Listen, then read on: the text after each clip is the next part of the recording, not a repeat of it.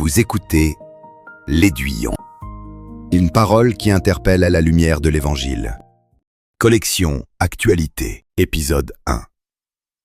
Fin de vie, bénir ceux qui respirent. Une loi votée ailleurs depuis longtemps.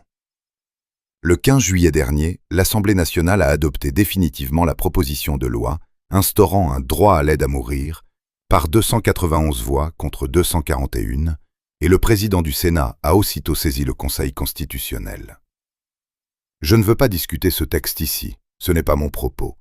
Je veux poser la question, plus profonde que celle du débat parlementaire: qu'est-ce que la vie pour un chrétien?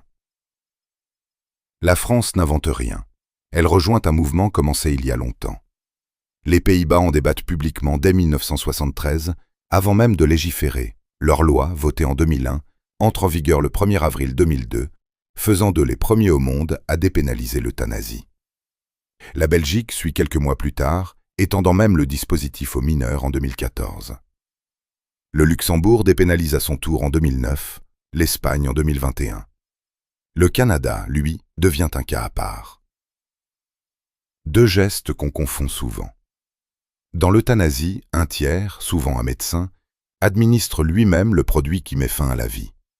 Dans le suicide assisté, c'est la personne qui se l'administre elle-même, un tiers le lui fournissant. Le Canada autorise les deux sous un seul régime, l'aide médicale à mourir, AMM. Le cas canadien, en bref. Voté en 2016 à la suite d'une décision unanime de la Cour suprême, l'AMM a été étendu par une décision de justice de 2019 aux personnes qui ne sont pas en fin de vie. La mort n'a plus besoin d'être proche. Depuis, le recours à l'euthanasie y a été multiplié par 13, faisant du Canada le pays où ce programme progresse le plus vite au monde. Quand la proposition change de camp. Ce qui change, ce n'est pas seulement le cadre légal, c'est qui prend l'initiative.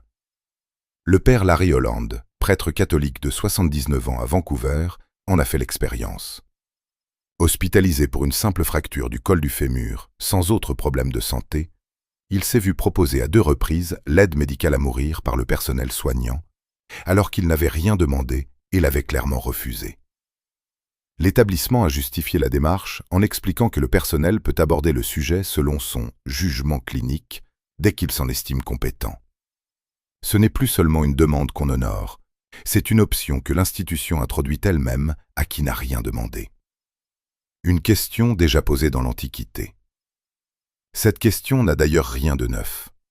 À Céos, dans l'Antiquité, on offrait la ciguë aux vieillards devenus un poids pour la cité.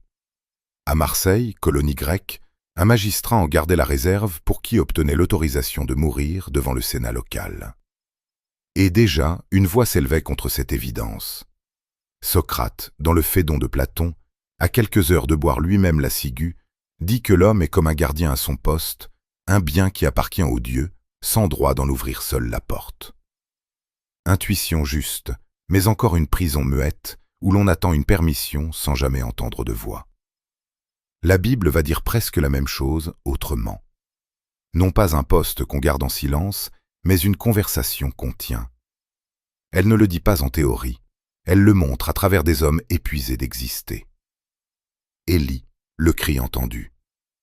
Après avoir tout donné pour Dieu, Élie s'effondre sous un genêt dans le désert et prie. « C'est assez maintenant, Seigneur, prends ma vie. » 1 Roi 19,4. C'est l'un des textes les plus rudes de toute l'Écriture. Un prophète de Dieu qui demande à mourir, et le texte ne le corrige pas, ne le censure pas. Mais regardez ce qui suit. Ni un reproche, ni un exaucement.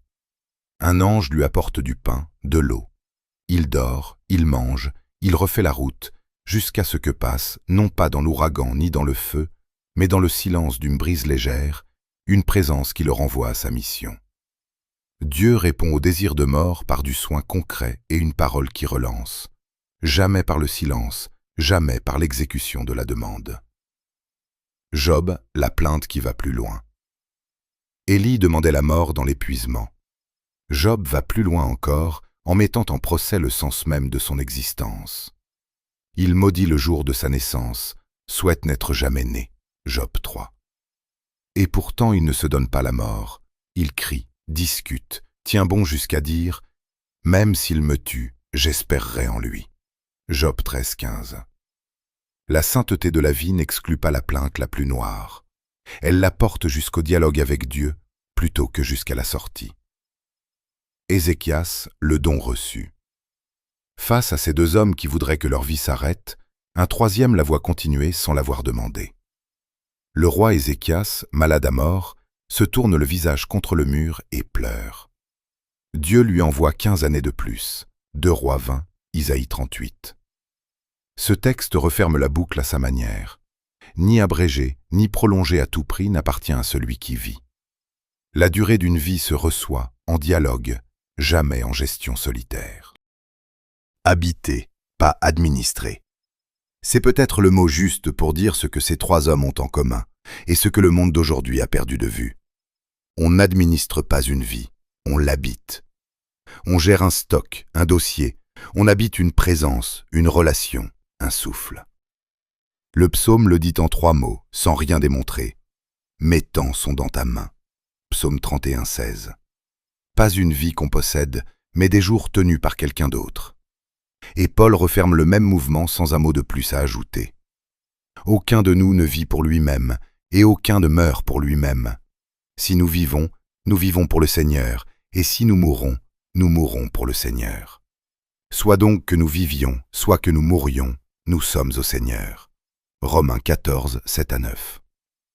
Alors il n'y a rien à trancher, rien à démontrer, juste ceci. Regarder une vie, la sienne, celle d'un proche fatigué, celle d'un inconnu, et la bénir.